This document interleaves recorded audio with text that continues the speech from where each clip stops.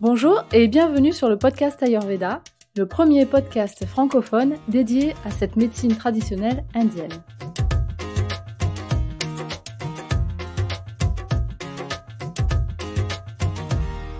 Yoga, méditation, cuisine, épices, phytothérapie, respiration, Massage, repos, digestion, saison, curcuma, graines de fenouil.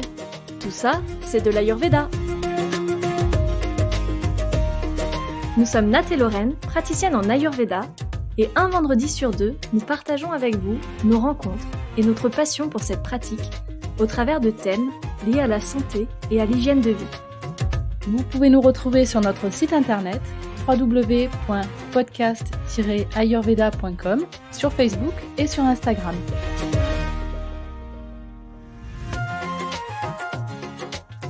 Aujourd'hui, nous recevons Caroline Favre, professeure de yoga et praticienne en Ayurveda, fondatrice du lieu Pop Life and Spirit à Annecy.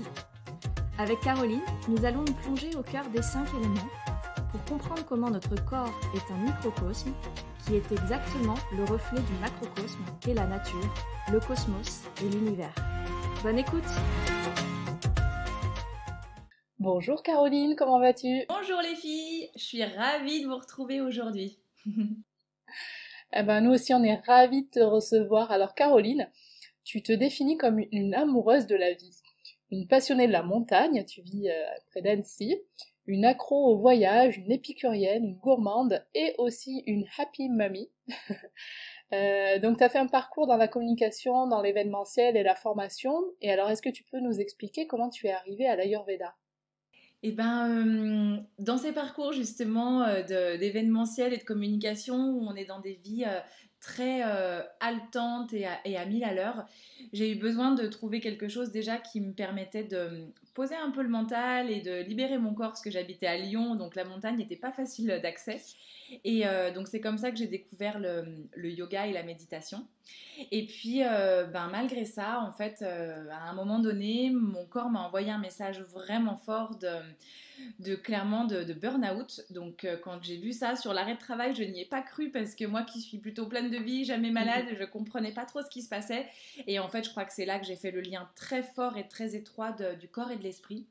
Et c'est vraiment grâce au yoga et à l'Ayurveda que j'ai repris des forces aussi bien sur le plan physique, mental et émotionnel, et que derrière, ça m'a ouvert une toute autre voie, je pense plus proche de ce qu'il y avait vraiment au fond de moi, je crois. Tu vis donc à la montagne. Est-ce que tu peux nous expliquer ce qu'est le lieu que tu as créé, le Pop Life and Spirit?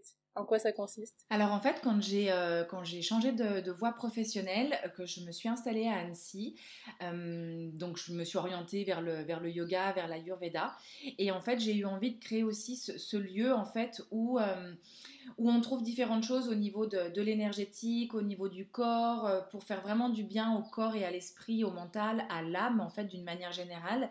Et en fait ce lieu-là, j'ai voulu le créer avec différents thérapeutes. Donc moi j'y propose du yoga et de l'Ayurveda, et en fait il y a d'autres thérapeutes qui viennent, chacun avec leur spécificité, leurs outils, leurs compétences, et puis après chaque personne vient un peu pousser la porte qui résonne à l'instant T pour se faire du bien en fait et retrouver l'harmonie, l'équilibre dans sa vie.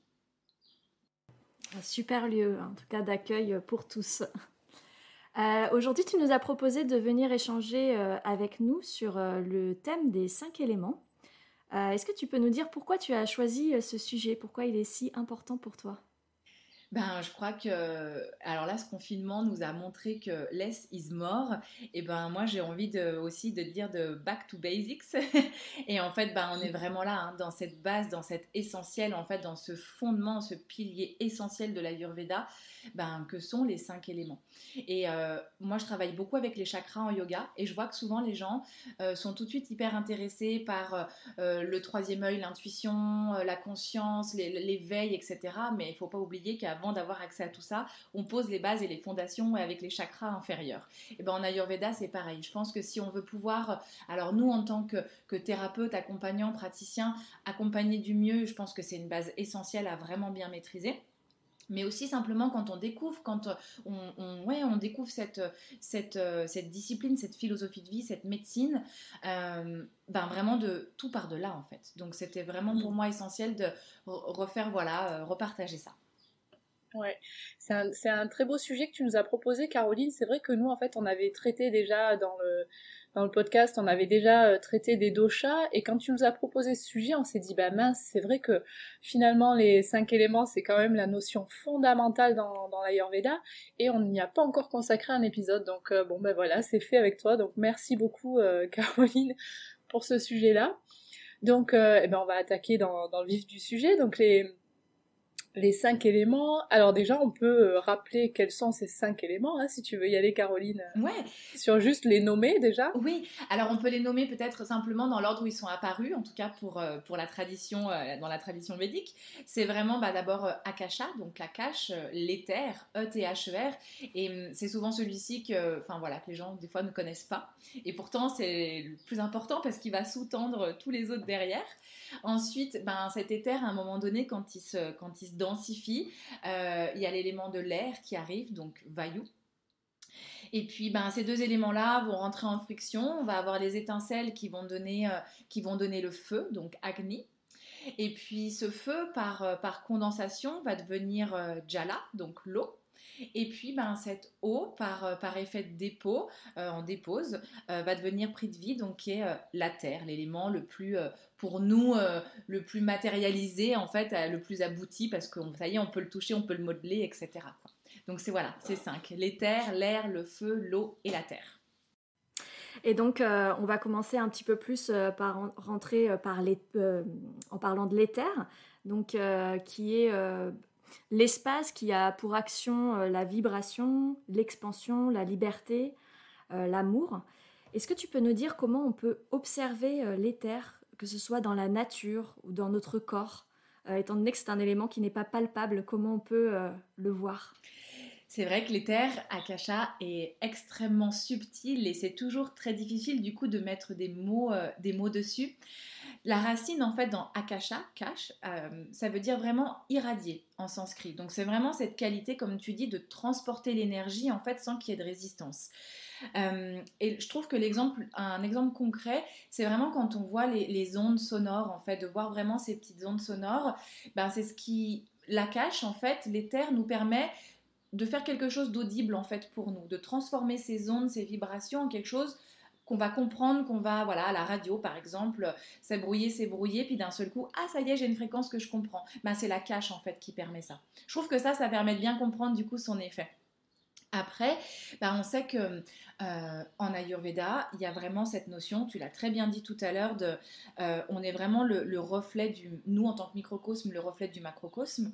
Et du coup, à chaque fois, ces éléments, ils vont se retrouver à l'échelle du macrocosme et puis à l'échelle du microcosme. Donc si on regarde au niveau du macrocosme, c'est vraiment cette notion d'univers, d'étendue infinie. Il existe en toutes choses. Et nous, dans notre corps, il va se situer en fait dans les cavités, typiquement dans les oreilles, dans le nez, dans la bouche, tout ce qui va être orifice en fait. On le retrouve aussi dans les alvéoles des poumons pour qu'on puisse respirer, dans l'anus aussi. C'est vraiment, c'est très subtil, c'est assez difficile de mettre des mots dessus parce qu'effectivement on le voit pas, on le sent pas, on le touche pas. Et pourtant il est en toutes choses quoi. Et oui, on le voit pas, on le ressent pas, mais il est, comme tu disais, indispensable parce que sans espace, c'est cet espace qui va permettre ensuite de faire que les choses puissent circuler. Et lorsque cet espace est bouché, lorsqu'il y a des congestions, on se rend bien compte de la difficulté, par exemple, dans notre corps. Complètement. Ah oui, complètement. Cet élément éther, donc l'espace, il nous emmène à l'élément air, donc cet élément air qui est, lui, contenu dans l'éther. Et l'élément air, il s'agit en fait de l'énergie qui se met en mouvement. Alors qu'est-ce que ça évoque cet élément pour toi ? Ben, c'est vraiment ça, le mot vayu en sanskrit, c'est vraiment cette notion de mouvement, de vibration, d'état un peu gazeux. Et en fait, on peut vraiment imaginer l'air, je trouve, comme les atomes d'oxygène en suspension dans l'éther. C'est tout comme lui, c'est invisible, donc pareil, ça reste des choses assez subtiles. Mais là, on commence à avoir des petites perceptions de l'air parce que quand on sent une petite brise ou quelqu'un qui vient voilà, nous effleurer, on le sent cette notion du toucher. Et c'est ça aussi que je voudrais juste associer parce que quand on parle des éléments, donc on parle des 5 éléments, chaque élément est associé à un sens. Et je trouve que ça, c'est hyper important. Donc je le précise simplement pour Akasha, pour l'Akash, quand on parle du sens, c'est l'ouïe. Et en fait, ça fait tout son sens quand on se dit que la vibration permet d'entendre quelque chose, et ben du coup, on trouve ça dans nos oreilles, ça nous permet d'entendre. Donc ça, voilà, je voulais juste préciser ça. Et du coup, ben vayu par rapport à l'élément de l'air, donc c'est ce mouvement et c'est cette notion du toucher. Donc ça y est, on peut le sentir sur la peau, le toucher. Après, il est partout, Vayu. Il s'exprime vraiment dans toutes choses, dans toutes les fonctions du corps et de l'esprit. C'est vraiment tout ce qui va mettre en mouvement. Donc aussi bien le mouvement de nos pensées, mais aussi nos mouvements de pouvoir marcher, par exemple, de pouvoir vraiment tous ces mouvements-là. C'est à l'origine aussi, Vayu, des courants marins, de la division des saisons et du temps. Ça assure la formation des nuages, l'émission des pluies, la floraison, les naissances. Enfin, vraiment, Vayu, il est présent dans énormément de choses. Ça, c'est sur l'échelle du macrocosme. Maintenant, à l'intérieur de nous, quand on regarde un petit peu dans notre corps à nous, on va le retrouver dans les pores de la peau. Ces éléments de l'air vont être dans les pores de la peau, dans la cavité de nos os, dans le cœur aussi. C'est vraiment, quand on parle de mettre en mouvement, il y a 2 mouvements essentiels dans notre corps pour être en vie. C'est vraiment le mouvement des battements cardiaques, en fait. Donc, c'est Vayu qui permet ça. Et c'est aussi le mouvement des poumons de se gonfler, de se rétracter pour pouvoir faire circuler l'air, qu'on appelle Vayu d'ailleurs, dans le corps. Donc voilà, il est au centre des systèmes circulatoires et sanguins, il stimule les échanges gazeux au niveau cellulaire, enfin vraiment il est présent dans énormément de choses. Voilà ce qu'on peut dire par rapport à ça. Je vous ai parlé du coup de la notion du toucher. Donc c'est vraiment le toucher quand on serre quelqu'un dans nos mains, etc. Mais aussi à un sens plus subtil, c'est quand on est touché par quelque chose ou par quelqu'un. Ça aussi en fait, c'est Vayu qui éveille ça. Donc voilà, c'était intéressant de pouvoir le nommer. Et quand on parle des chakras, il est associé au chakra du cœur en fait, à Anahata, où on touche, du coup, ça résonne du coup quand on est touché par quelqu'un, par quelque chose, ça fait résonner quelque chose dans notre cœur en fait. Donc c'est vraiment ça. Voilà ce qu'on peut dire sur Vayu par rapport à cet élément qu'on devine un petit peu plus que l'éther. Un tout petit peu plus palpable. Un tout petit peu plus. Alors comme tu le disais au début, ces 2 premiers éléments que tu nous as décrits, que ce soit l'air et l'éther, se frictionnent et créent des étincelles, comme tu disais, qui créent finalement de la chaleur. Donc c'est le feu qui naît donc du mouvement de ces 2 éléments-là. Comment ce feu se manifeste ? Et du coup, ça y est, contrairement à l'éther et à l'air qui sont invisibles, en fait, ça y est, le feu, on peut le voir. Et c'est vraiment cette énergie-là à son premier stade de la manifestation parce que ça y est, c'est une forme de lumière en fait qui est vraiment irradiante, brillante, blanche dorée quoi. Et en fait, vraiment, Agni signifie rayonner. Donc c'est vraiment c'est ce feu en fait qui détruit les ténèbres de par sa radiance, sa chaleur et son éclat blanc en fait. Donc là c'est vraiment quelque chose qui permet de poser les fondations de Agni. Ce feu d'ailleurs on le retrouve vraiment, ça c'est quelque chose que j'aime beaucoup partager parce qu'on ne s'en rend pas toujours compte, mais il a toujours été vénéré ce soleil dans toutes les civilisations depuis tout temps. En yoga, il y a d'ailleurs la salutation au soleil qui lui est dédiée. Donc nous, sur le plan du macrocosme, c'est cet astre lumineux, mais c'est aussi du coup bien sûr cette lumière intérieure en fait quand on regarde à l'intérieur de nous. Donc vraiment, au niveau du macrocosme, ça va être le soleil, les astres lumineux, ça va être les volcans aussi, tout ce qui va être source en fait de chaleur, la flamme d'un feu de bois par exemple aussi. Quand on regarde maintenant à l'intérieur de nous, ce feu, on en parle d'ailleurs souvent c'est le feu digestif en fait, c'est vraiment dans le corps ce feu digestif. Donc c'est celui qui est responsable du fonctionnement de notre métabolisme. Et en fait, ce feu digestif, il va permettre la digestion, mais à à différents niveaux. Et parce que c'est vrai que pour nous, quand on parle de la digestion, on voit souvent voilà, de manger quelque chose, de la nourriture, et puis on le digère. Oui, mais en fait, on se rend compte quand même que le feu, il a une caractéristique essentielle, et il est le seul des éléments à l'avoir, c'est cette notion de transformation. Ce feu, il va pouvoir transformer, c'est quand même fou quand on y pense, quelque chose d'extérieur à notre corps, grâce à ce feu digestif. Et ben, ça va devenir de nouvelles cellules, de nouveaux tissus de peau. Enfin, c'est quand même juste incroyable, moi je trouve, c'est quand même quelque part un peu magique tout ça. Et du coup, donc ce feu, voilà, il agit au niveau digestif pour venir nous nourrir concrètement dans notre corps, dans la matière. Mais ce feu, il va aussi être le catalyseur de transformer en fait des informations en connaissances. Là, par exemple, les gens qui écoutent un petit peu tout ce qu'on va partager aujourd'hui, il y aura certainement beaucoup d'informations. Dans leur feu intérieur, selon leurs affinités, leur centre d'intérêt, etc., ça va processer, leur Agni processera et ils garderont certaines connaissances. Voilà. Et puis ensuite, c'est aussi ce feu qui permet de transformer les émotions et qui permet de passer, par exemple, d'un état de tristesse profond ou de la colère à nouveau retrouver de la joie, de la sérénité et de la paix. C'est vraiment ce feu en fait qui permet ça. Et ça, c'est du coup des degrés un peu plus subtils que simplement le feu digestif de la nourriture. Mais c'est aussi tout ça en fait, parce que l'Ayurveda fait son action de manière, comme on dit, holistique. C'est vraiment le corps, l'esprit, l'âme, c'est vraiment complet. Donc voilà par rapport au feu ce qu'on peut dire. On se rend vraiment compte que les éléments agissent à tous les niveaux. Mais ouais, complètement. Macrocosme, microcosme, mais même à l'intérieur du corps, au niveau physique, mental, spirituel. Mais complètement. Ils agissent vraiment à tous les niveaux. Et tu vois, par rapport au feu, c'est ce qu'on dit, donc je disais tout à l'heure, c'est son premier stade de la manifestation parce que donc on le voit, donc il est associé, nous, dans nos 5 sens, à la vue. Donc la vue, en fait, tous les jours, on voit plein de formes, plein de couleurs, plein de mouvements, donc ça, ok, mais en fait, ça nous parle aussi de ce regard intérieur, en fait, de quand on ferme les yeux, notamment en yoga ou en méditation, mais qu'est-ce qu'on voit à l'intérieur, qu'est-ce qu'il y a à l'intérieur de moi. Et c'est vraiment sur ce côté plus spirituel, du coup, qu'on va venir aussi explorer cette dimension de Agni, en fait. Donc c'est hyper intéressant. Alors du coup, sans surprise, au niveau des chakras, il est associé à Manipura chakra, à ce fameux joyau étincelant au niveau du plexus solaire, quoi. Eh bien, ce feu, il nous emmène à la présence de l'eau, puisque la présence de l'eau est justement permise par le feu, ce feu qui provoque la condensation. Alors, cet élément eau, du coup, quel est son rôle ? Bon, alors là, déjà, elle va venir calmer un peu les effervescences du feu. Parce que des fois, la passion, la colère, ça s'enflamme, il y a besoin de venir calmer un peu tout ça. Mais en fait, au fond, finalement, l'eau, c'est une réalité qui nous dépasse un peu, parce que parfois, elle est liquide, parfois, elle va être solide à l'état de glace, parfois, elle est vaporeuse quand c'est la vapeur. Et puis, il y a des moments, ça va être des inondations incroyables, et puis il y a d'autres temps, c'est de la sécheresse absolue.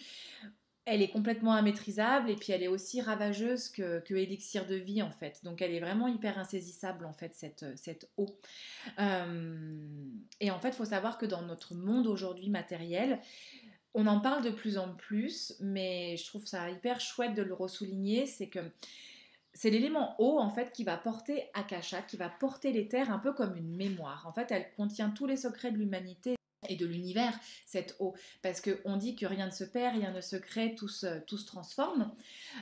Donc cette eau, c'est la même qu'il y a très très très longtemps, mais sous différentes formes. Donc du coup, elle porte en mémoire tout ce qui s'est passé avant. Et en fait, on se rend compte que c'est grâce à l'eau en fait que la vie est apparue. A priori, les premières bactéries se sont développées dans l'eau. Quand on regarde un petit peu toutes les civilisations anciennes, là où voilà les berceaux de civilisation, que ce soit au bord du Nil, du Gange, au bord de l'Amazone, la Sarasvati en Inde, c'est vraiment à côté de l'eau en fait que tout a éclos. Donc l'eau, elle vient vraiment amener la vie en fait là-dedans. C'est vraiment cette notion de grâce au soleil, ok, mais en fait sans eau, la vie n'est pas possible. Donc c'est vraiment voilà quelque chose d'extrêmement important que je voulais du coup souligner.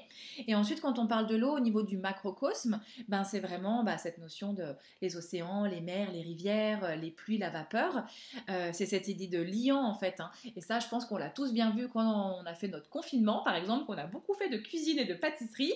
Quand vous voyez dans notre bol, on a notre farine, notre sucre. Bon ok, c'est de la poudre. Vous avez vu, dès qu'on met un petit peu de beurre fondu ou un œuf ou du chocolat fondu, dès qu'on a en fait un liquide, ça nous nous fait un liant en fait. Donc ça c'est vraiment ce côté vraiment liant en fait hyper spécifique de l'eau.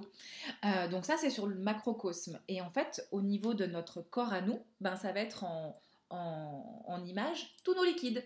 Donc c'est le sang, le plasma, la lymphe, la sueur, l'urine, les fluides corporels et reproducteurs, la salive, et puis c'est aussi tout ce qui est dans nos articulations, donc le liquide synovial, le liquide cérébral et rachidien. Donc voilà un petit peu par rapport à l'eau en fait ce qu'on peut dire. Et par rapport au sens du coup auquel cet élément peut être associé, on va faire le lien avec le goût, parce que du coup dans notre bouche on a les papilles et donc notre salive en fait, et c'est là vraiment qu'on vient goûter en fait les choses, et donc on va faire l'association de l'élément eau, ok, et associé au goût. Et si on fait le lien avec les chakras, ce sera Svadhisthana chakra, le chakra sacré. Et d'ailleurs, vous voyez, c'est l'endroit où clairement, donc du bassin, la zone des hanches, du bassin, et c'est là que ben, nos petits bébés humains, quand ils se développent, ils sont dans ce liquide amniotique, il est à cet endroit-là. Donc voilà pour Jala, pour cet élément eau. Et donc cet élément eau nous emmène au dernier élément. Par évaporation, en fait, l'élément eau devient terre. Oui. Est-ce que tu peux nous dire ce qu'apporte cet élément terre ? Alors, cet élément terre, donc c'est l'eau en fait qui va coaguler par effet de dépôt, comme tu dis. On va être vraiment là dans l'élément le plus abouti quelque part, le plus abouti. Donc dans le macrocosme, ça va être la terre elle-même, donc celle sur laquelle on marche pieds nus là des fois par terre dans l'herbe. C'est les roches, les minéraux, les plantes, les animaux. C'est vraiment ce sens-là. Au niveau, nous, de notre corps, notre terre à nous, ça va être en fait tout ce qui va être la matière, la structure, ce qui va donner la cohésion en fait à l'ensemble du corps. Parce que vous avez vu, on a vu au début des choses très subtiles, très légères, de l'air par exemple qui passe dans les poumons, de simplement la vue, de liquide, mais du coup il faut une structure en fait pour maintenir tout ça. C'est notre élémentaire qui va permettre ça, avec les os par exemple, les muscles, et puis du coup quand on parle des os, c'est tout ce qui est aussi leur dérivés, c'est pas le mot, mais leur prolongation, je dirais, comme le cartilage, les dents, les cheveux, d'accord ? Donc ça, c'est vraiment l'élémentaire dans le corps. Et c'est aussi ce qui va, cet élémentaire, régir un peu les sensations de lourdeur, de léthargie, d'immobilisme. On est là vraiment dans une énergie qui est beaucoup plus lourde, qui est beaucoup plus posée, notamment quand on voit par exemple par rapport à l'eau, qui va toujours prendre la forme de son contenant, qui est un peu insaisissable, on l'a dit. Le feu, qui a plutôt un mouvement ascendant, mais pareil, un peu immaîtrisable. L'air qu'on voit pas. La terre, là, vraiment, on peut la modeler. Et puis, c'est quelque chose d'assez lourd, d'assez léthargique. C'est vraiment le mot qu'on peut lui associer. Et quand on parle de l'organe des sens, du coup, le dernier sens qui reste, qu'on n'a pas exploré, c'est le nez. Donc, la terre va être associée à l'odorat. Donc voilà, ça permet d'ailleurs de s'enraciner vraiment quand on peut ramener des gens qui sont pas très bien quand on fait des malaises et tout ça, avec justement un petit, entre guillemets, un petit shoot d'huiles essentielles, vraiment avec des choses qui ancrent. On sait que ça fait énormément de bien. Mmh. Voilà. Bien, on a fait une belle balade avec ces 5 éléments. On a fait une très très belle balade, on comprend bien. Du coup, ça, je pense que nos auditeurs le savaient déjà, mais on comprend bien s'il est besoin de faire un rappel que ces 5 éléments, ils sont présents partout, qu'ils sont présents en toutes choses, qu'on a tous ces 5 éléments dans notre corps. Mais c'est toujours intéressant de le rappeler. Et donc, ces 5 éléments font la combinaison des 3 doshas. Et donc on va faire un petit rappel ici sur les doshas, on en avait parlé dans l'épisode 2 du podcast, mais c'est toujours intéressant d'avoir une nouvelle approche. Alors, est-ce que tu peux nous parler de Vata, cet élément, ce dosha qui est composé des éléments air et éther, qui est l'énergie du mouvement, la transition? Comment se manifeste Vata? On dit souvent en Ayurveda que Vata, c'est un petit peu le chef d'orchestre en fait des deux autres doshas. Il est constitué des deux éléments les plus subtils, les plus légers en fait, quand on parle des gunas, des propriétés, des spécificités. Et du coup, l'idée, c'est que souvent, quand dans le corps il y a un dérèglement, on va déjà aller voir un petit peu ce qui se passe autour de Vata parce qu'il peut dérégler, si lui-même est déréglé, il peut dérégler les deux autres doshas. Donc c'est vraiment en fait voilà cette énergie du mouvement, comme tu dis, ce chef d'orchestre des doshas. On s'occupe toujours en fait de le canaliser en premier, de l'équilibrer en premier, parce qu'en fait voilà, à lui seul, il peut vraiment provoquer le déséquilibre des deux autres. Quand on prend vraiment Vata dans ce sens-là, c'est lui qui va représenter la créativité, l'inspiration, l'imaginaire, la pensée. C'est aussi cette sensation un peu de tourment intérieur, de vague à l'âme. Et c'est des mots, c'est des sensations, la nostalgie, qui sont assez subtiles. Des fois, on a du mal à mettre des mots dessus, mais parce qu'en fait, ces éléments-là, l'air et les terres, ils sont hyper subtils et on n'arrive pas, du coup, des fois, même à les définir très précisément. Donc, du coup, ils vont régir en fait un petit peu ces sensations-là, en fait, qui sont très subtiles aussi. Et du coup, on l'a dit, voilà, tous les mouvements dans le corps. Quelque chose d'assez important qu'on peut dire par rapport à Vata, quand on parle des gunas, c'est vraiment ses propriétés. Vata, c'est quelque chose qui est léger, qui est froid, qui est sec. Donc, on pourra en parler un petit peu plus tout à l'heure quand on aura vraiment défini les trois doshas, mais de donner des exemples concrets de où et quand Vata se manifeste, en fait, parce que c'est ça que je trouve, parce que, ok, on comprend l'air, les terres, mais du coup, mais concrètement, dans la vraie vie, comment ça se manifeste Vata? Quand on va parler des saisons, par exemple, ou quand on parle d'une personne, c'est vrai que, tout de suite, ah oui, quand on parle d'irrégularité, on sait que Vata, par exemple, il est froid, sec, léger, irrégulier. Ça veut dire que, par exemple, dans des personnes, on peut avoir un appétit qui, des fois, est hyper, très, très fort, puis des fois, on a un appétit de moineau. Dans le corps physique, ça peut être des personnes qui sont très grandes, ou avec des grands bras, ou des dents des fois un petit peu chevauchées, ou un visage un petit peu anguleux, ou au contraire des personnes qui peuvent être vraiment toutes petites. C'est vraiment, on peut être dans des extrêmes. Et puis dans l'image, dans le côté plutôt psychique, mental, émotionnel, c'est des gens qui peuvent être beaucoup un peu dans leur tête, parfois dans ce tourment intérieur, ou qui peuvent être hyper créatifs. C'est vraiment dans ces choses-là en fait que Vata va se manifester. Je ne sais pas si c'est suffisamment clair. Nous, ça nous parle parce qu'on est dedans tout le temps, mais en fait, après, pour les gens... Non, ça complète très bien l'épisode que nous avions fait sur les doshas, et je pense que les personnes à dominante Vata se retrouveront. Qu'en est-il de notre dosha Pitta, qui est la combinaison des éléments feu et eau, ouais. Et qui est finalement l'énergie de la transformation, comme nous l'avons vu, de l'action. Quelle est justement son action? Alors, en fait, là, il est quand même assez intéressant ce dosha, parce que c'est vraiment la rencontre de deux éléments opposés, le feu et l'eau. Et donc, du coup, l'eau, on l'a dit, vient calmer l'effervescence du feu, même si le feu est plus prédominant dans ce dosha-là. Il y a vraiment cette notion d'équilibre en fait et d'harmonie, et du coup cet équilibre, cette harmonie, par exemple dans les corps physiques, ça on va être sur des personnes qui sont plutôt bien proportionnées, qui ont plutôt d'ailleurs un physique plutôt agréable en fait, harmonieux. Ça c'est typiquement des personnes Vata. Il y a ce côté aussi Pitta. Pitta, tout à fait. Les Vata, on a vu, ils étaient irréguliers. Ouais, c'est ça. Et les Pitta, par exemple, quand on parle de la transformation, dans les émotions, par exemple, c'est des gens qui vont pas ruminer, en fait. C'est-à-dire qu'il va se passer quelque chose qui va un peu les chiffonner. Clairement, ils vont le dire et on va le comprendre, on va le savoir. Ça peut être dévastateur, la petite colère qui peut passer. Mais une fois que c'est passé, en fait, on passe à autre chose. On rumine pas, en fait. Contrairement à Vata ou à Kapha, qui peut garder un peu à l'intérieur les choses, là. Non, nous, les Pitta, ça sort, ça explose, on dit ce qu'on a à dire, c'est assez directif, ça peut être vraiment incisif. Du coup, ça peut être tranchant, critique, c'est pas toujours facile. Il y a beaucoup de managers, d'ailleurs, quand on regarde un petit peu dans le monde de l'entreprise, des managers qui sont Pitta. Donc, c'est un peu, cette notion de connaissance de son pouvoir personnel, d'en avoir conscience, ça régit aussi l'intelligence. Et puis, quand on parle, encore une fois, des gunas, de ses propriétés, on est sur des choses chez Pitta, qui sont chaudes, liquides, c'est légèrement huileux, c'est régulier pour le coup, c'est rapide.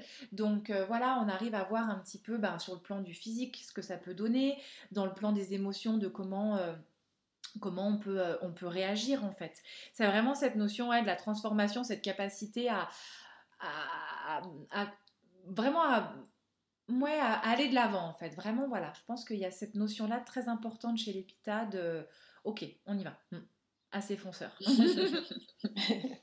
Allons-y. Je rebondis sur ce que sur ce que tu as dit, Caroline, par rapport aux Pitta qui seraient des managers. Ouais. Juste pour dire qu'on a enregistré il y a quelques temps, et donc il paraîtra un peu plus tard, un épisode avec Aurélie de la société Gingerly qui fait particulièrement de l'Ayurveda en entreprise. Ok. Et donc elle nous a détaillé un petit peu, on a parlé des profils justement psychologiques des différentes constitutions adaptées vraiment au monde de l'entreprise. Et on retrouvait ça aussi. Oui, tout à fait, bien sûr. Ah ouais, c'est rigolo après de pouvoir, quand on a ces notions là du coup d'éléments et de dosha, on va finir avec kappa, et du coup après en fait ça devient même, on observe tout à travers ça en fait, les gens, notre environnement, nos sensations, et ça devient, c'est hyper intéressant, c'est rigolo, c'est vraiment, il y a tellement de choses tout est dans ces 5 éléments en fait, c'est pour ça qu'encore une fois, pourquoi parler de ça aujourd'hui, mais parce qu'en fait ça fait vraiment tout, absolument tout. Ça permet de mieux comprendre et d'accepter aussi le fait de conscientiser que les éléments sont présents à travers ces doshas, de mieux comprendre les personnes qu'on a en face de nous, de mieux réagir et de mieux accepter leurs réactions aussi en fait. Mais complètement, en fait c'est ça, comme tu dis, on est fait des 5 éléments et en fait on a des prédominances quand on fait après la prakriti, la constitution de base, on vient avec des choses et on est tous uniques et en fait vraiment c'est très juste ce que tu dis, ça nous apprend je pense à être un peu plus tolérant en fait et de se dire ok, de comprendre comment la personne fonctionne pour moins être dans le jugement et avoir plus de tolérance, et du coup l'Ayurveda, moi je sais que m'a beaucoup apporté en fait par rapport à ça, une compréhension de l'autre en fait. Tout à fait. Compréhension de l'autre et puis de soi-même aussi. Complètement. C'est vrai que quand on sait comment on fonctionne, quand on sait... Mais bien sûr. Parfois, on n'a pas toujours les bonnes manières de réagir face à nos propres comportements, nos propres besoins. Et l'Ayurveda nous aide énormément avec ça. Ah, tout à fait. Alors, on passe au dosha kapha, qui est donc, lui, la combinaison de l'eau et de la terre. Et tu l'as très bien dit tout à l'heure, qui est là pour apporter de la cohésion, du lien, de la structure. C'est vraiment ça son rôle, kapha. Ouais, exactement. En fait, là, on est vraiment dans les 2 éléments. Alors, pour le coup, vata, c'est l'air et l'éther, les 2 éléments les plus subtils. Là, kapha, on est vraiment dans les 2 éléments les plus concrets, l'eau et la terre. Et en fait, son énergie, elle va vraiment du coup symboliser la structure, l'ancrage, cette sensation de pesanteur, comme on disait tout à l'heure, mais un peu de léthargie aussi du coup. Et du coup, quand on parle des attributs, des gunas de kapha, on est vraiment sur quelque chose là qui va être lourd, froid, doux, solide, collant, onctueux. On n'a pas parlé des couleurs aussi pour les 2 autres, mais là c'est des couleurs claires.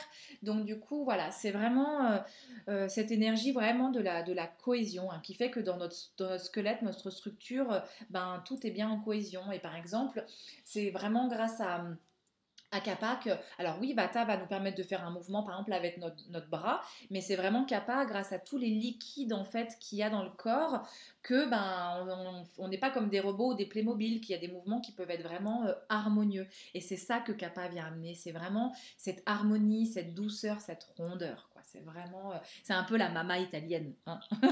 Ça c'est très kapha.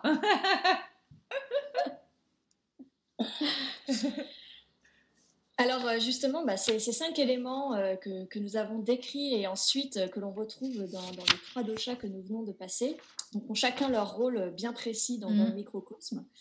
Et d'ailleurs, ils se succèdent, kapha, pitta et vata, se succèdent toujours de manière cyclique. On retrouve du coup ce cycle partout autour de nous. Et ils ont chacun leur fonction. Donc on retrouve les doshas à travers l'étape de la croissance, d'abord, ensuite dans la transformation, et enfin la transition vers une fin, qui est aussi souvent le début d'un nouveau cycle. Qu'est-ce que tu peux dire par rapport à ces doshas et leur présence tout au long de notre vie, dans les différentes étapes de notre vie ? Eh ben, alors je crois que pour que ce soit vraiment concret pour les gens, on peut vraiment donner des exemples. Quand on parle de kappa, c'est vraiment le dosha qui va dominer dans les premières années de vie. Et regardez, quand on voit là tous ces petits bébés qui sont tout potelés, qui ont la peau claire, qui bavouillent, ben là vraiment, ils sont en train de construire leur squelette, leur corps dans la matière, ben on est vraiment sur l'élément terre et l'élément eau. Hein, vraiment, ça, on s'en rend, c'est tout, ouais, c'est vraiment tout potelé, ça babouille partout. Ben ça, c'est très kappa en fait. Hein. Donc du coup, voilà, ça, c'est vraiment cette notion de l'enfance et bercée. On va construire notre squelette, on va mettre en place nos premiers schémas de fonctionnement au niveau mental, au niveau émotionnel. C'est la construction, c'est les fondations, c'est les bases, c'est l'ancrage, les racines. Donc on est dans kappa. Ensuite, on va passer dans une phase à partir de la puberté en fait, jusqu'à pour nous les femmes qu'on ait la ménopause, les hommes on sera à peu près sur cette période-là aussi, on est dans cette phase pitta. Et là, c'est le feu. Et là, c'est vraiment, on est dans l'action. Donc, on fait nos études, on fait nos carrières, on fait nos maisons, on fait nos bébés, on crée, on transforme, on est dans le feu de l'action, quoi. C'est vraiment, il se passe des choses. Et puis ensuite, à partir du moment où, donc je parle pour les femmes et du coup pour les hommes, il y a l'équivalent, hein, quand on rentre dans cette phase de la ménopause, la préménopause, ça y est, il y a Vata qui vient s'installer avec des énergies beaucoup plus légères, beaucoup plus subtiles. On est aussi moins dans le faire et plus dans le être. On est, comme on dit, hein, on s'assagit en vieillissant. C'est vrai qu'on apprend surtout à mieux se connaître. Du coup, on est plus dans des réflexions intérieures, dans des questions peut-être sur le fait d'avancer sur un chemin d'éveil ou sur notre chemin spirituel ou sur la conscience, par exemple. Ben, c'est vrai que ça ne se fait pas du jour au lendemain. Et en fait, plus on va avancer dans le temps, plus on va se rapprocher de ça, en fait. Et du coup... voilà, on peut vraiment associer Vata à cette dernière période de vie, en tout cas dans la matière, ce sera associé à Vata. C'est cette notion de dégénérescence, en fait, très clairement, hein, cellulaire, où du coup, ben, la peau, quand on parle de kappa, je vous disais, c'est humide, c'est lourd. Bon, ben, on voit la peau des bébés, hein, très concrètement. Ben, regardez, Vata, à son opposé, qui est sec, qui est léger, ben, souvent, nous, notamment les femmes, on perd en densité osseuse, par exemple, avec l'ostéoporose. Notre peau devient plus sèche en vieillissant, la peau elle perd de sa densité aussi, hein. Il y a cette notion d'apesanteur en fait, donc c'est vraiment voilà dans le courant de la vie on peut schématiser un petit peu ça comme ça. Et on a la même chose donc dans le macrocosme, dans l'univers, avec les cycles qui se succèdent au niveau des saisons, exactement la même chose. Hein, Kappa au printemps, Pitta en été, et puis Vata qui vient ensuite faire, comme tu disais, la dégénérescence et puis la transition en automne-hiver vers une nouvelle saison du printemps. Alors voilà, comment ça se manifeste au niveau des saisons, ces trois doshas? Et ben, au niveau des saisons, donc on peut commencer par le printemps. C'est vrai que souvent c'est le début d'un nouveau cycle. Hein. Le printemps, c'est une renaissance à chaque fois. Donc on est dans l'élément eau et terre. Et donc là, c'est en fait l'eau de fonte, par exemple, de la neige, des glaciers, qui vient gorger au niveau de la terre, les rivières, les nappes phréatiques. Donc ça, c'est vraiment très caractéristique du printemps. Et nous, en analogie, nos fleuves intérieurs débordent aussi un peu parfois avec des problèmes de circulation sanguine. Par exemple, ça c'est très fréquent au printemps. Cette notion, on a besoin de détoxifier en fait, parce que tout ce qui était un peu figé dans notre corps pendant l'hiver, parce qu'il faisait froid, il faisait sec, ça y est, la chaleur, l'eau qui revient vraiment, refait circuler un petit peu tout ça dans le corps. Donc il y a plein de toxines qui étaient bien stockées, qui allaient très bien, qui se retrouvent baladées un petit peu dans le corps. Et du coup, c'est pour ça qu'on fait beaucoup des détox en fait au printemps. Donc vraiment le printemps, ouais, vraiment, c'est vraiment cette notion de eau et de terre. Ensuite, on va avoir le soleil qui va chauffer de plus en plus, qui va monter de plus en plus haut en fait dans le ciel pour arriver en fait à son zénith l'été. Donc là, on est dans la période Pitta. Donc vraiment, il y a cette notion de chaleur, de sécheresse. Nous, en plus, en France, on a vraiment de la chance parce qu'on a ces 4 saisons en fait qui sont hyper distinctes en fait, et on s'en rend vraiment compte. Au printemps, il fait humide, il fait lourd, il y a la rosée le matin, par terre c'est mouillé. Enfin, le soir, on sent aussi l'humidité qui retombe. Ça, c'est très kappa en fait. Et L'été, on le sent très bien, il fait vraiment chaud. D'ailleurs, il y a même des feux en fait chez nous qui se déclenchent naturellement tellement la sécheresse est présente. C'est extrêmement léger.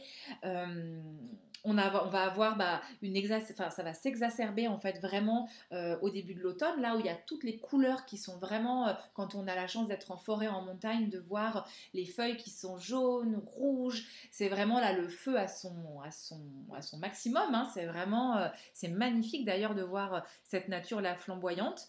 Et puis, suite à ça, il y a le vent qui arrive, qui fait valser les feuilles des arbres par terre. Et là, c'est l'automne en fait avec Vata et cette légèreté retrouvée, ce vent qui des fois va aller très très fort et va secouer, va faire tomber toutes les feuilles. Et puis des fois, il est beaucoup plus doux. Puis des fois, il n'y en a pas. Donc on retrouve cette irrégularité de Vata à l'automne. Et puis irrégularité du coup dans nos émotions aussi, forcément, parce qu'encore une fois, on est toujours en analogie avec ce qui se passe dehors. Et c'est pour ça que l'automne, des fois, il y a des super belles journées avec le soleil, et puis des fois, en fait, il y a un brouillard à couper au couteau, et du coup, dans nos émotions, on est aussi comme ça, un peu en haut, en bas, et c'est toujours une période où on doit pas mal ajuster et prendre encore vraiment plus soin de nous, avec une dinacharya, des rituels quotidiens, saisonniers pour le coup, encore plus adaptés, quoi.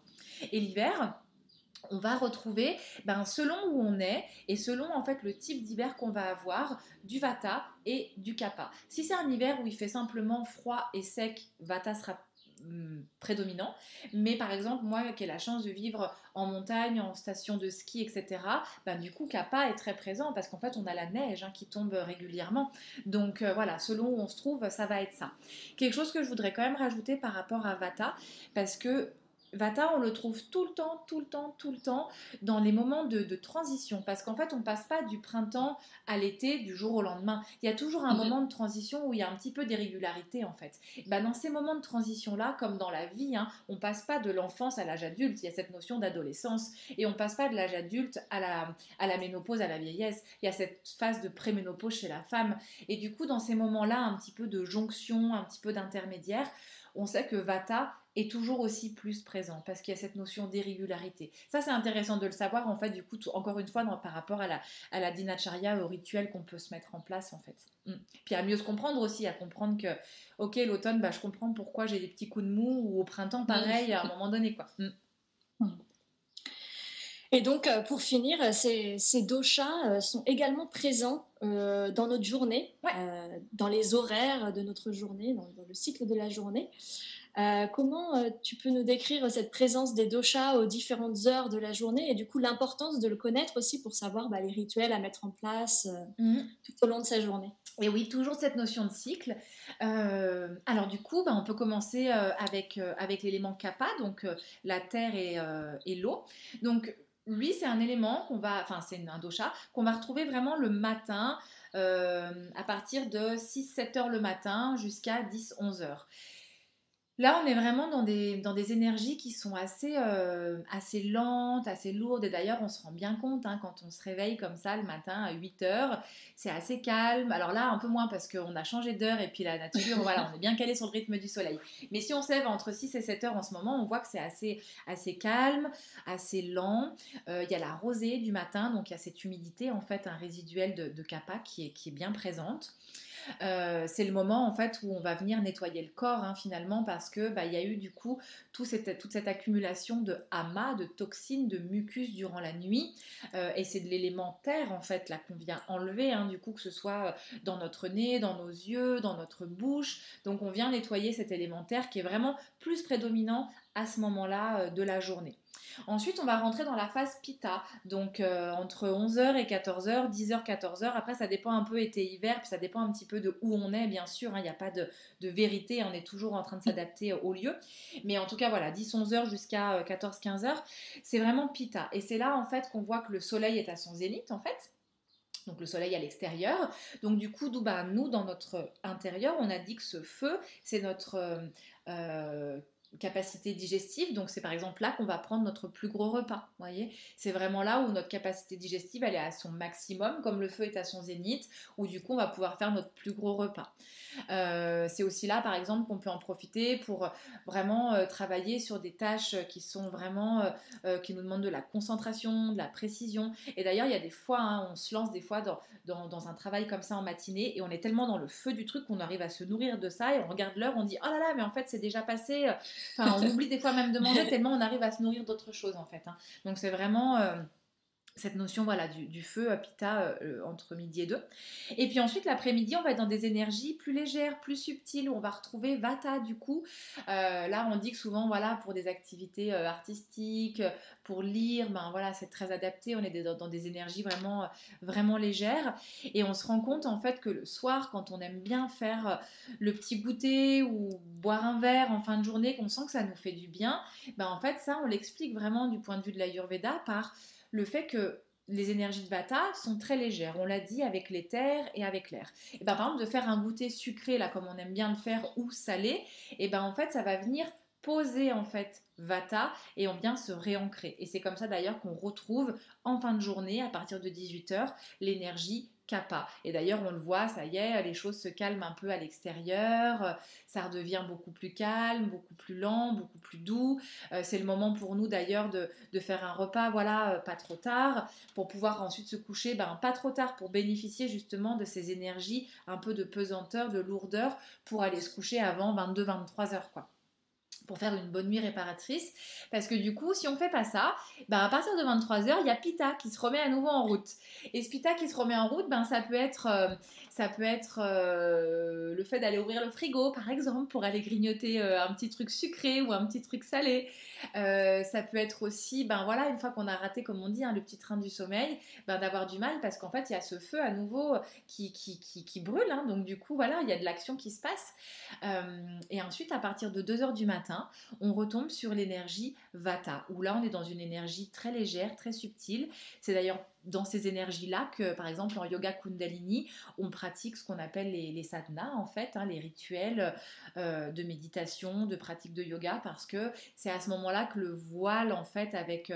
alors, par rapport à la tradition védique, mais avec le divin, avec les autres mondes, en fait, c'est à ce moment-là que les énergies et le voile est le plus fin, donc on a le plus facilement accès, et du coup, voilà, c'est très propice pour voilà, se lever tôt. On dit d'ailleurs, hein, quand on se lève dans des périodes Vata, donc entre, alors pas à 2h du matin, mais tôt le matin, vers 5-6 heures en ce moment, ben, en fait, on bénéficie du coup pour toute la journée de ces énergies hyper légère, hyper subtile, et du coup on emmène ça avec nous pour notre journée, et c'est vrai qu'on se rend compte que des fois ça peut être un petit peu dur au début, mais finalement une fois qu'on a pris le rythme, et ben, on est tellement mieux et tellement plus en raccord avec le rythme de la nature, plutôt parfois par exemple de se lever à 10 ou 11 heures et du coup d'être complètement vaseux et pâteux, et du coup voilà, d'être dans une énergie plus kapha, du coup de lourdeur, quoi. Donc voilà un petit peu autour de la journée. Il y aurait plein de choses à dire en fait par rapport à ça. On est obligé de synthétiser un petit peu, de simplement donner les grandes lignes. Donc j'espère que c'est assez clair. Mais voilà un petit peu ce que je pouvais partager en tout cas ouais, sur cette roue de la journée. Oh là là, on pourrait tellement parler de Dinacharya, des éléments ouais. pendant des heures, etc. C'est sûr. Bon, bah écoute, merci beaucoup Caroline d'avoir partagé tout ça avec nous. On arrive malheureusement à la fin de l'épisode. Toutes les bonnes choses ont une fin, comme on dit. Ouais. Mais c'est cyclique, il y en aura d'autres. C'est cyclique, voilà, c'est une transition vers autre chose. Est-ce que pour arriver à nos questions rituelles, quels sont tes rituels pour te mettre chaque jour en lien avec les différents éléments? Ben alors, pour le coup, comme ça change tout le temps, c'est jamais les mêmes. Alors par exemple, là je peux vous partager un peu ce que je fais en ce moment. C'est donc là on est dans le printemps. Je sais que l'épisode risque de passer un petit peu plus tard, mais là on est dans une énergie de printemps, et du coup ben moi qui ai une partie de kapha en moi, j'ai encore plus besoin du coup de me lever tôt. Alors avec 2 enfants en bas âge, autant vous dire qu'on n'a plus de problème de réveil, hein, qu'on est debout à 5h30, 6h, donc c'est très ayurvédique. Et du coup voilà, de vraiment, alors un réveil de bonheur pour être dans l'énergie Vata, contrecarrer un peu en fait ce Kapha qui peut être un peu excédentaire, d'autant plus exacerbé parce qu'on est en période Kapha.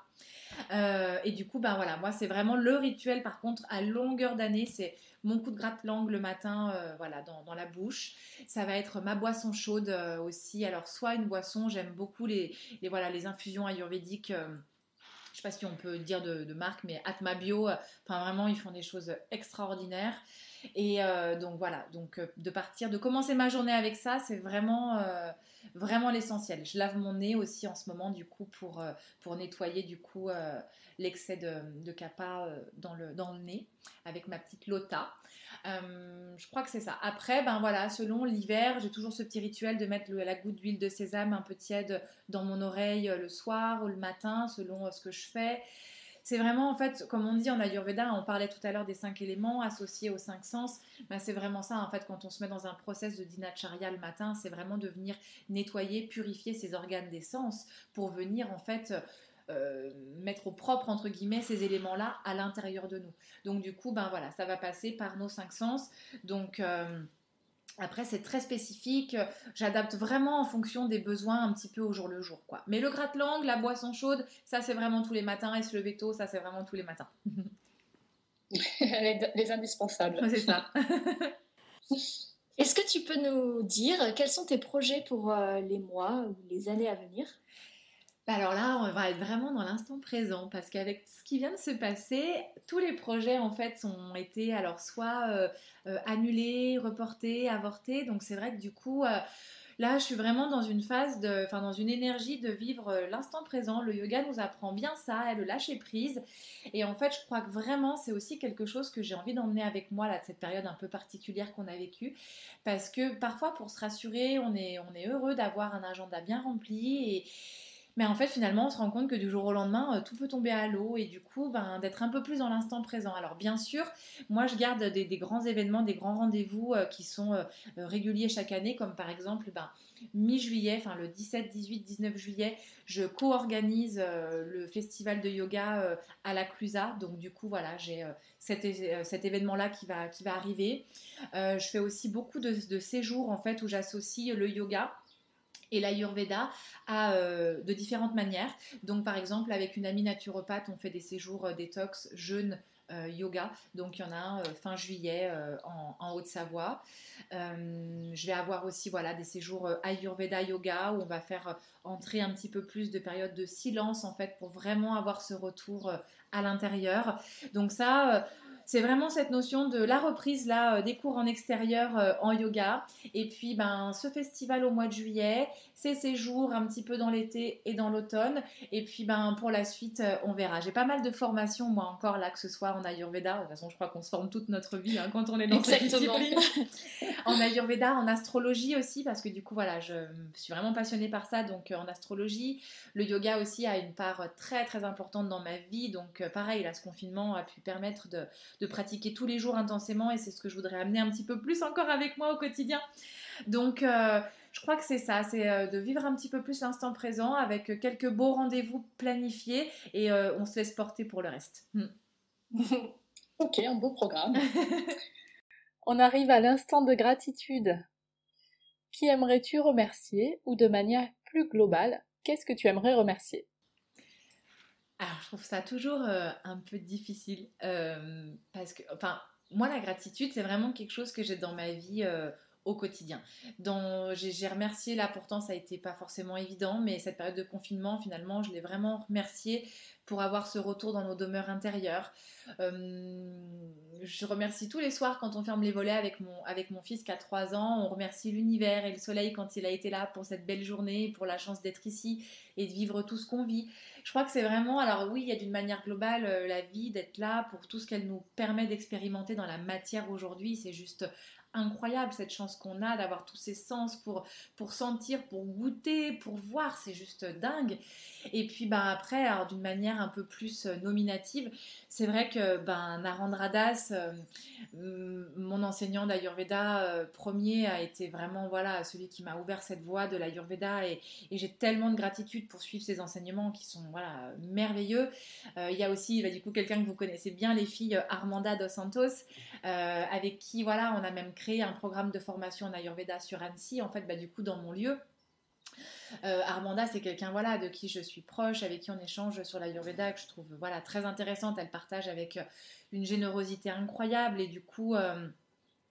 je suis aussi pleine de gratitude pour son enseignement. Et puis la chance de vivre dans un environnement, dans les montagnes, connecté aux 5 éléments en permanence. Pour moi, du coup, c'est un vrai petit laboratoire d'expérience de ce qu'est du coup l'Ayurveda et j'ai beaucoup, beaucoup de gratitude par rapport à ça. Donc voilà, et puis des gens comme vous, de pouvoir échanger, partager ça. Il y aurait une liste longue comme le bras, en fait, d'instants de gratitude. Les amis avec qui je peux partager tout ça, l'éveil, l'astrologie, tout ça, c'est vraiment... beaucoup de gratitude au quotidien, en fait. Je crois qu'on peut résumer ça comme ça. Nous, on veut te remercier pour ta présence sur le podcast et pour toutes ces informations que tu nous as permis de retranscrire dans cet épisode, qui va faire du bien à nos auditeurs pour aller un peu plus loin dans l'observation quotidienne des éléments. Merci beaucoup les filles, c'est un vrai plaisir de partager ces moments-là avec vous. Où est-ce que nos auditeurs peuvent te retrouver ?